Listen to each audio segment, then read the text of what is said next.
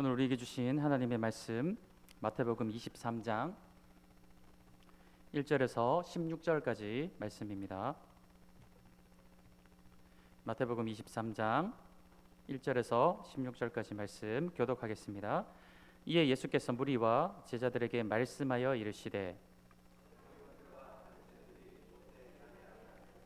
그러므로 무엇이든지 그들이 말하는 바는 행하고 지키되 그들이 하는 행위는 본받지 말라. 그들은 말만 하고 행하지 아니하며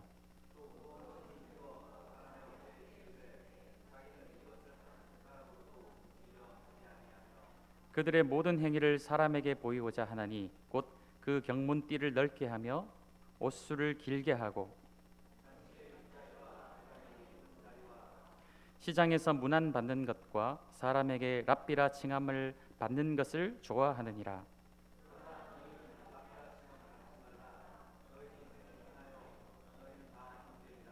땅에 있는 자를 아버지라 하지 말라. 너희의 아버지는 한 분이시니 곧 하늘에 계신 이시니라.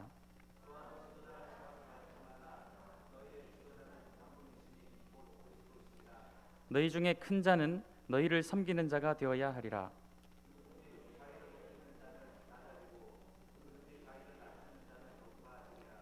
화 있을진저 외식하는 서기관들과 바리새인들이여, 너희는 천국문을 사람들 앞에서 닫고 너희도 들어가지 않고 들어가려 하는 자도 들어가지 못하게 하는도다.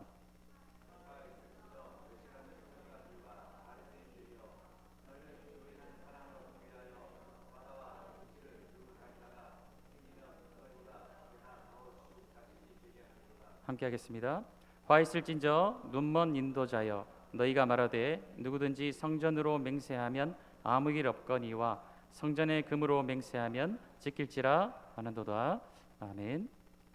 마태복음에서는 예수님이 신명기의 말씀을 자주 인용하셨고 또 그 말씀들을 성취하셨다라고 기록을 하고 있습니다. 즉 어떤 말씀들을 이제 이루려 하십니다라는 표현이 자주 등장을 하는 것이죠. 예수님이 신명기 말씀을 가장 대표적으로 인용하셨던 사건이 바로 공생애를 시작하실 때 광야에서 40일을 시험을 받으셨던 그 일입니다.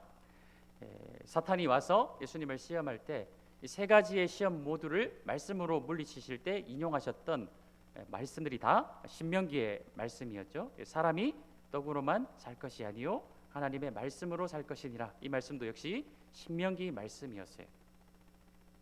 신명기는 이 약속과 축복의 땅 가나안으로 들어가기 직전에 바로 그 입구에서 이스라엘 백성들을 다시 한번 말씀으로 재무장시키는 그런 말씀입니다. 그 가운데는 어떻게 축복의 땅, 약속의 땅으로 들어가서 하나님께 축복받는 삶을 살아갈 수 있을 것인가, 그것을 잘 기록하고 있는 말씀이지만 또한 동시에 신명기에서는 굉장히 많은 분량을 경고의 메시지로 담고 있어요. 너희가 그 땅에 들어가서 하나님과의 언약의 말씀대로 잘 살아간다면 수많은 축복들을 누리겠지만 그와 반대로 불순종하며 우상을 섬기게 된다면 그보다 더 많은 저주와 심판을 받게 될 것이다.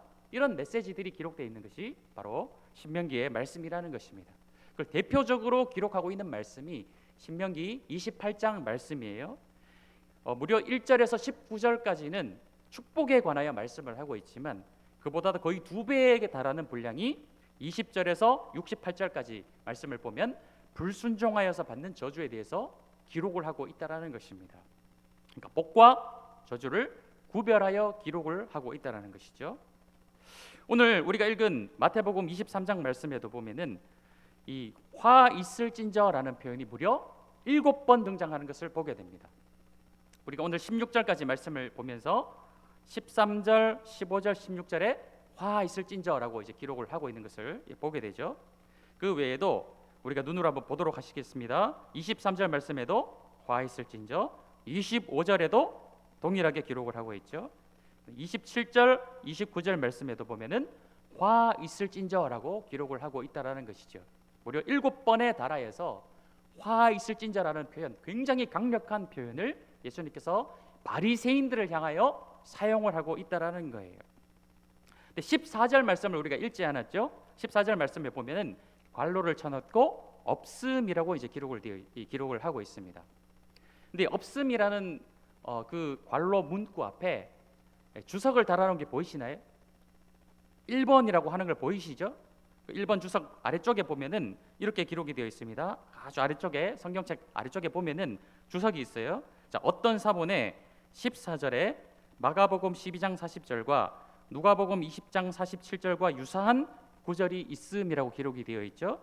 자, 요 어떤 사본에 이것이 있는 것도 있고 없는 것도 있는 이 사본상에 좀 차이가 있다라는 것이, 이 내용이 어떤 내용인가? 제가 모스코 사본과 아도스 사본이라는 곳에서 이 생략된 14절 말씀이 무슨 구절인지를 한번 읽어드리도록 하겠습니다. 자, 화 있을진저 외식하는 서기관들과 바리새인들이여 과부의 재산을 삼키며 외식으로 길게 기도하니 그 받는 심판이 더욱 무거우리라라고 기록을 하고 있어요. 그렇다면 14절에 이 말씀이 없음이 아니라 다른 사본에 있는 말씀으로 채워진다면 어떻게 될까요? 7가지의 화가 아니라 몇 가지가 되는 것입니까? 8가지 화를 기록을 하고 있게 되는 것입니다. 이것은 사본상의 차이예요. 아무튼 만약에 14절 말씀이 기록된 것으로 8가지 화가 된다면 이 8이라는 숫자를 어디서 많이 들어본 적이 있지 않으십니까? 마태복음 5장에 보면은 산상수훈이 기록된 것을 보게 되죠. 그 처음이 무엇으로 시작을 합니까? 바로 8가지 복, 우리가 팔복이라고 생각을 많이 알고 있는 이 8가지 복에 대해서 예수님께서 먼저 공생애를 시작하시면서 말씀을 전하는 것을 보게 되는 것이죠. 심령이 가난한 자는 복이 있다. 원래 원문상에 보게 되면 복되도다 심령이 가난한 자들아, 왜냐하면 너희가 하나님 나라의 백성이기 때문이다. 이것으로 시작해서 의를 위하여 핍박받는 자는, 박해를 받는 자는 복이 있다. 왜냐? 너희들이 하나님 나라의 백성이기 때문이다라고 맞춰지는 바로 8가지 복을 우리 성도님들이 잘 기억하실 것입니다. 마태복음 5장에서 비교적 초반부에 이것을 기록을 하고 있죠. 우리가 읽은 마태복음 23장은 예수님의 공생의 말기에 해당하는 부분이에요. 이제 이 부분을 지나게 되면 6월절이 지나고 십자가를 지시는 예수님을 우리가 말씀을 통해 보게 되는 것입니다. 마태복음은 구조적으로 처음에 시작을 예수님이 선포하신 팔복으로 시작을 하고 있어요. 그리고 중간의 내용을 잘 보시면 아시겠지만 어떤 사람들이 하나님 나라의 백성이 되며 복을 받게 되는가? 가난한 자, 억눌린 자, 병든 자, 사회적으로 소외받는 자들이, 장기와 세리 이런 자들이 예수님 앞으로 다 나와서 그들이 복을 받고 하나님 나라의 백성이 되는 것을 보게 됩니다. 근데 그와는 정반대로 대조적으로 종교의 기득권을 가진 권력자들은 점점 더 하나님으로부터 멀어지며 예수님을 대적하고 그 예수님을 어떻게든 죽이려 할까, 그런 것으로 내용이 2가지가 동시에 진행이 되는 것을 보게 돼요. 그래서 마태복음이 맞춰지는 이 부분에 와서는 바로 8가지 화, 팔복과 대조되는 8가지 화에 대해서 예수님이 그들을 향하여 경고하고 계시다라는 것입니다. 겉으로는 하나님 나라의 모든 것을 소유한 것처럼 보이는 이 바리새인들이지만 그 속은 전혀 그렇지 못한 바로 화 있는 자들이 어떤 자들인가? 예수님은 이 사역을 마쳐 가시면서 그들에게 경고의 메시지를 던지고 계시다라는 것이죠. 이 8화죠. 8가지 화, 8가지 저주를 살펴보기 전에 예수님이 마태복음 5장에서 팔복을 말씀하신 이후에 이 제자들에게 경고하신 내용이 있어요. 우리 한번 좀 띄워주시겠습니까? 마태복음 5장 20절 말씀입니다. 함께 읽도록 하겠습니다. 시작. 너희 의가 서기관과 바리새인보다 더 낫지 못하면 결코 천국에 들어가지 못하리라 말씀하고 계세요. 자, 너희 의가 서기관이나 바리새인보다 더 뛰어나지 못하면, 더 우월하지 못하면 결코 천국에 들어갈 수 없느니라. 이 말씀을 이제 막 예수님을 따르기 시작한 자들에게 선포하셨다라는 것이에요.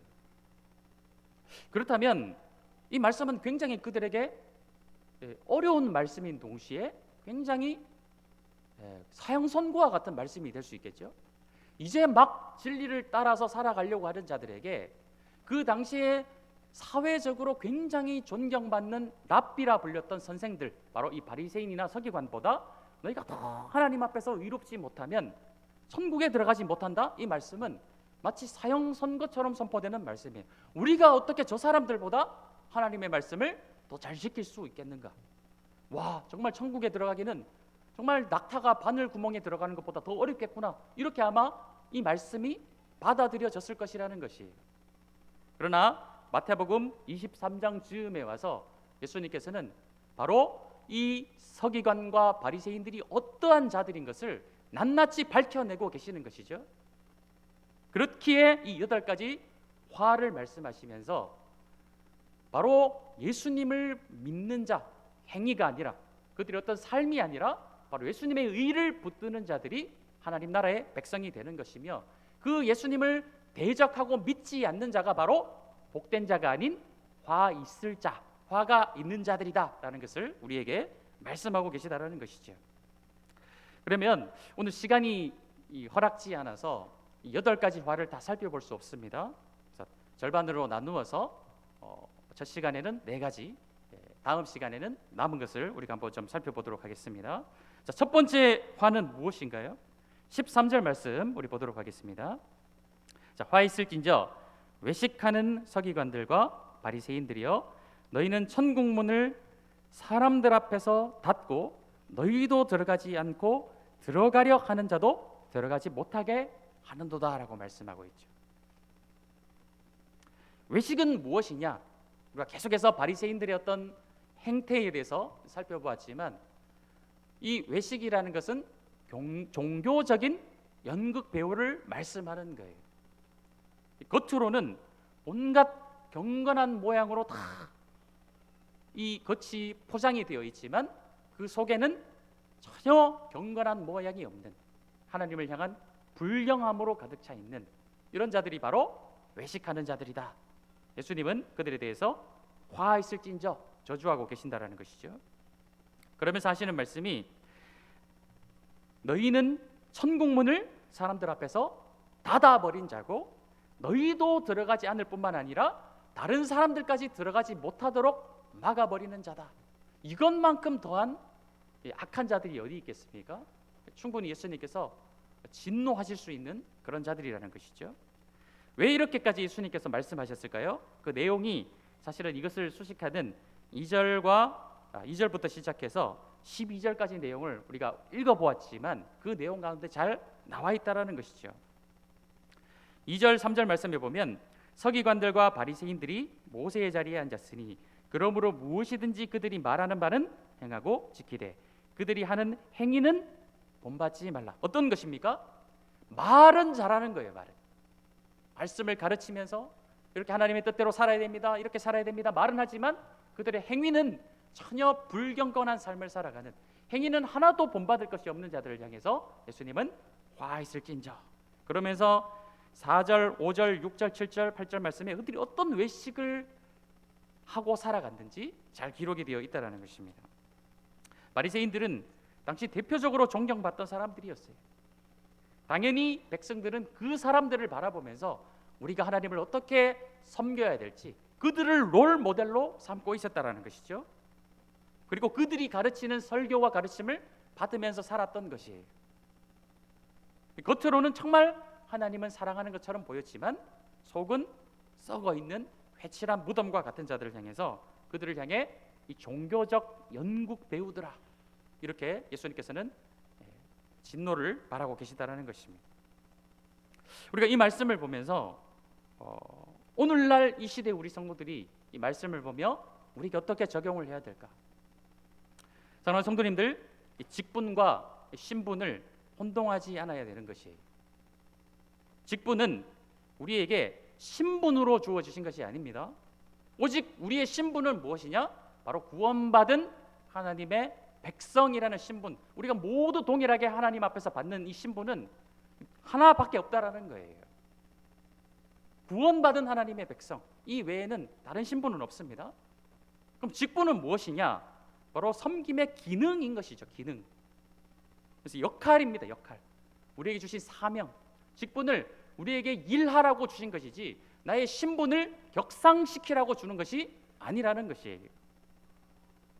마치 피라미드 사회를 만들어 놓고 그 정점에 목사가 있고 장로가 있고 그 아래에 뭐 집사가 있고 이런 그런 구조를 만들려고 주신 이 직분이 아니라는 것입니다.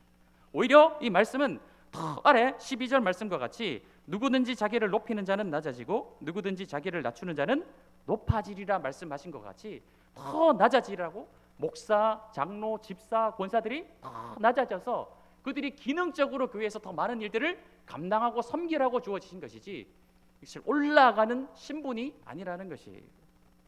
우리가 항상 조심해야 될 것은 예수님의 이 말씀을 기억하면서 화 있을진저 외식하는 자들아, 어떤 우리에게 주신 직분이나 이런 것들을 신분으로 생각하고 겉으로는 올라가면 올라갈수록 경건한 모양을 갖추는 것처럼 보이지만 실상은 말하는 대로 자신들이 보여지는 대로 살자라듯이 못할 때 그것은 오히려 더 우리에게 저주가 되어진다는 것으로 우리가 받아들이고 경고의 메시지를 심각하게 우리가 받아들이고 하나님이 내게 주신 직분을 결코 가볍게 여기지 않으시는 그런 성도님들이 되십시오.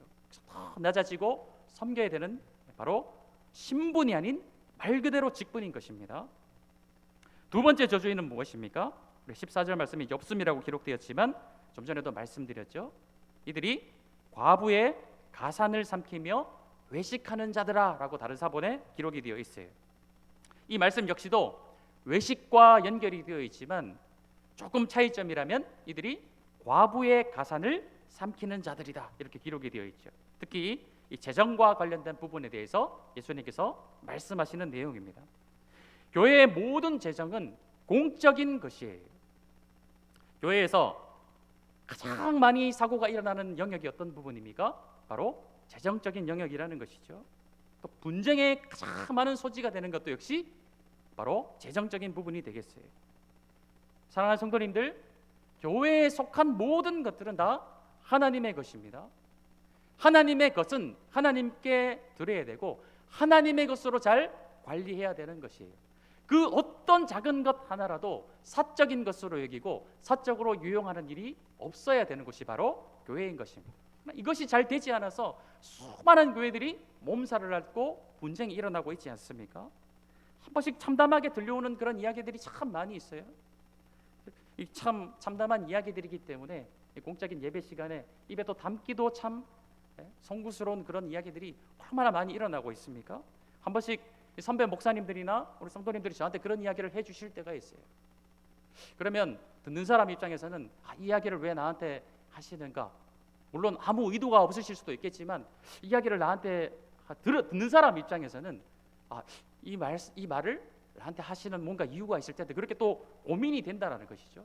재정적인 부분부터 시작해가지고 또 심지어는 교회 재정이 개인적으로 어떻게 막 사업 자금으로 막 유용이 되고 이런 이야기들을 들을 때마다 목사님은 그렇게 하지 마십시오라는 경고의 의도로 저한테 말씀해 주실 수도 있겠죠.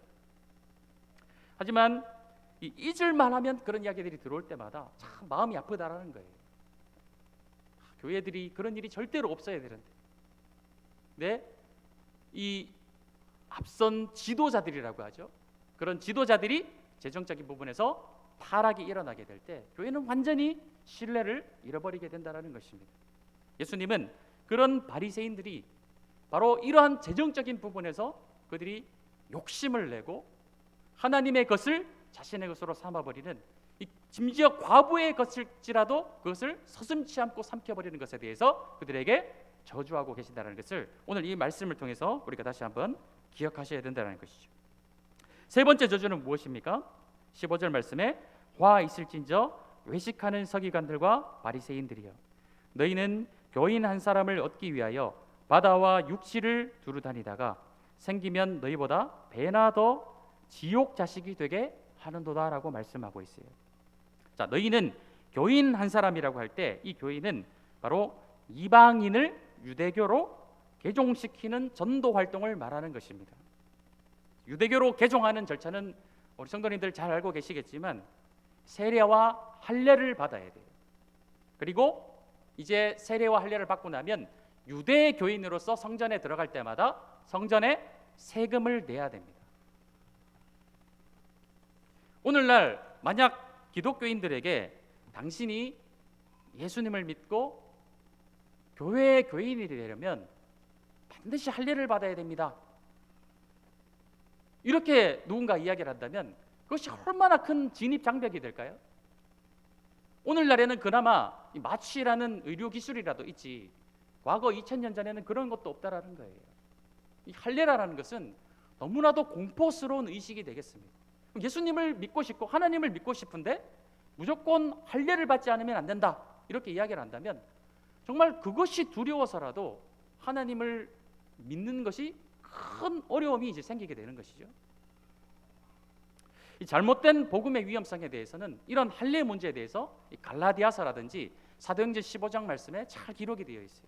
이런 것들은 다 지나간 그림자일 뿐이며 이제 예수 안에서 믿는 믿음으로 말미암아 우리는 하나님의 백성이 되는 것이지, 그런 할례 이런 것들이 하나님의 백성이 되는 것이 다 지나간 그림자인 것이다, 이렇게 가르쳐주고 있다는 것이죠. 잘못된 복음의 위험성은 무엇입니까? 오늘날 이 신천지와 같은 많은 이단들이 있어요. 통일한 성경책을 가지고 하나님의 말씀을 가지고 엉뚱하게 해석하고 자기들 마음대로 해석을 해서 거짓된 것을 가르치는 자들이 오늘날 너무나도 많이 있습니다. 이 거짓을 진리인 것처럼 가르치는 자들이 있다는 것이죠. 근데 그것을 순수한 마음으로 받아들이고 내 어려운 처지를 이용하여서 그들이 그것을 진리인 것처럼 가르쳐서 믿었었는데 훗날 그것이 거짓인 것을 알게 되었을 때 그들에게는 정신적인 외상이 생기는 거예요. 그래서 참 진리로 나아가는 길까지 그들이 방해를 해버리는 것입니다. 제가 이전에 울산에 있을 때 신천지에 자기 아내가 빠진 한 남편이 저를 찾아온 적이 있었어요. 그래서 카페에 앉아서 상담을 했습니다. 자신의 아내가 신천지에 빠진 지 1년이 됐는데 집안이 이제 엉망이 됐다라는 거예요. 아들을 돌보지도 않고 집안일을 아예 하지 않고 계속해서 밖으로 돌기만 하고 또 심지어는 그 아내를 감시하는 그 요원들까지 있다라는 거예요. 그래서 이분이 이제 도저히 안 되겠으니까, 자기는 교회를 다니는 사람이 아닙니다. 신앙이 없는 분이지만 어떤 교회에 좀 도움이라도 받고 싶어서 목사를 찾아온 것이죠. 그래서 거의 한 2시간 가까이 카페에 앉아서 그 이야기를 다 들어드렸어요. 근데 저는 이제 목사기 때문에 선생님, 제가 그 아내분을 만나려면은 일단 그분을 아내분을 데리고 교회로 좀 데리고 오셔야 됩니다.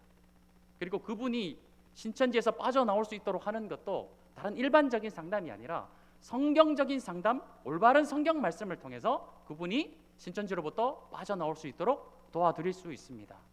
그리고 신앙생활을 정상적인 교회에서 앞으로 해 나가셔야 됩니다. 그렇게 해야만 제가 도와드릴 수 있습니다.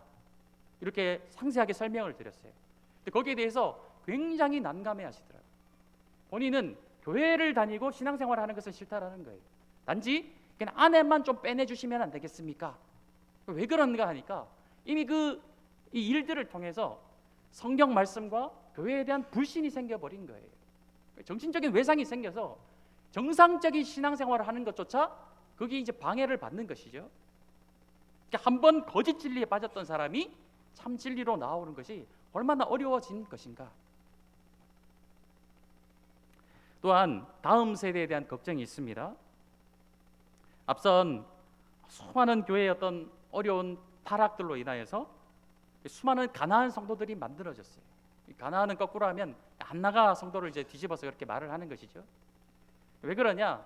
신앙생활을 하다가 교회에서 많은 상처를 받고 또 충격을 받고 교회를 떠나시는 분들이 오늘날 굉장히 이제 많아졌다는 것이죠. 저는 그분들도 걱정이지만 그 다음 세대들이 더 걱정이에요. 그들이 다시 하나님께로 돌아오는데 그러한 상처들이 얼마나 큰 걸림돌이 되는가, 그런 것을 생각했을 때 참 그 걱정이 되는 부분이 많이 있다는 것이죠. 그 상처가 회복되는 데까지는 참 많은 시간이 걸리더라는 것입니다. 또 한 가지, 부모님들의 어떤 모습이에요. 다음 세대들이 그러한 이제 부모님들의 모습을 보면서 부모님들이 교회에서 상처받고 교회를 떠나시는 그런 모습을 보기도 하겠지만 또 교회에서의 모습과 가정에서의 모습이 다른 모습을 보면서 자녀들이 또 그 마음에 정신적인 외상이 쌓일 수 있다는 거예요. 교회에 가서는 우리 부모님이 참 천사 같은데, 그래서 어떤 아이들은 이렇게 이야기를 합니다. 우리 엄마 아빠가 교회에서만 있었으면 좋겠다라고 이야기하는 아이들이 있대요. 교회에서는 너무 좋은 분들이거든요. 집에만 오면은 180도 달라진 그런 내 엄마 아빠의 모습을 보면서 위선자로 느껴진다라는 거예요. 왜 교회의 모습과 집에서의 모습이 이렇게 다르지? 교회에서는 잘 참고 인내하고 참 온유하신데 집에만 오면 성격이 바뀌어가지고 막 성격이 급하고 참지 못하고 화를 잘 내고 이런 모습들을 계속해서 지켜보면서 자녀들이 계속해서 정신적 외상이 쌓여간다라는 거예요. 그래서 어릴 때는 어쩔 수 없이 엄마 아빠를 따라서 교회를 다니지만 자신이 선택할 수 있는 장성한 나이가 되면은 그때는 이런 위선적인 곳에 나는 다니기 싫다 하고 떠나버리는 또 하나의 가난한 성도가 된다라는 것입니다. 그들이 다시 하나님 앞으로 돌아오는 데는 그런 것들이 어마어마한 진입 장벽이 된다라는 거예요. 그래서 우리는 책임감을 가져야 됩니다. 너무나도 중요한 것이에요. 특히 중직자들에게는 더 그렇습니다. 나 한 사람의 잘못으로 끝나버리면 그나마 나을 수 있어요. 그러나 나 혼자만의 잘못으로 끝나지 않고 내 주변에까지 모든 영향력이 다 간다라는 것이죠. 특히나 자녀들에게. 네 번째 화는 무엇입니까? 16절 말씀에 있습니다.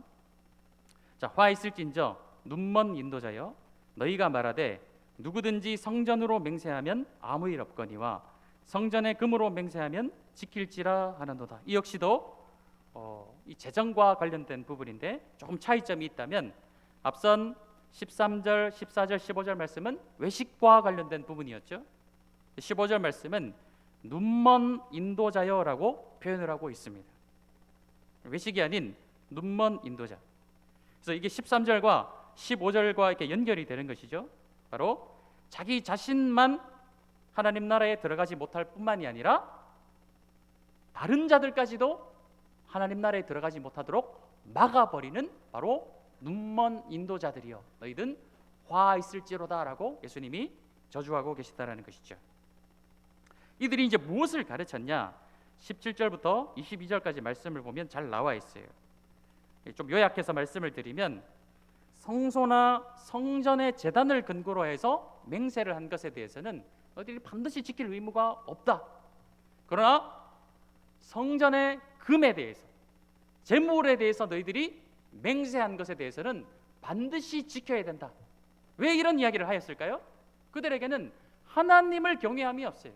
그들의 관심은 하나님 경외가 아니라 바로 가난한 자들의 과부의 그 가산까지도 삼키는 재정에 눈이 멀어 있기 때문에 그들은 하나님을 경외하는 것에는 눈이 멀어버린 자들이라는 것입니다. 예수님은 그 뒤에서 바로 하나님의 권위에 대해서 계속해서 말씀하고 계시다는 것이죠. 너희들이 성소에 대해서 맹세한 것은 하나님께 대하여 맹세한 것이다라고 말씀하고 계시다는 것이죠. 겉으로는 온갖 경건한 척을 다하지만 속으로는 재물에 눈이 멀어서 백성들에게 잘못된 말씀을 가르치고 그들의 가산을 삼키는 자들을 향하여서 이 눈먼 자들이라, 눈먼 인도자들아 이렇게 말씀하고 계시다는 것입니다. 오늘날 이 시대 교회들이 하나님을 향한 두려움이 회복이 되어야 돼요. 하나님을 향한 경외함이 사라져버린다면 교회는 존재 이유가 없습니다. 교회는 하나님을 경외함으로 예배하는 것이 바로 성도들의 모임인 것이 바로 교회인 것입니다. 오랜만에 한 제자 청년을 만났는데 참 친하게 지냈던 그런 제자였습니다. 30대 중반이 되었고 이제 아이도 둘이 있어요.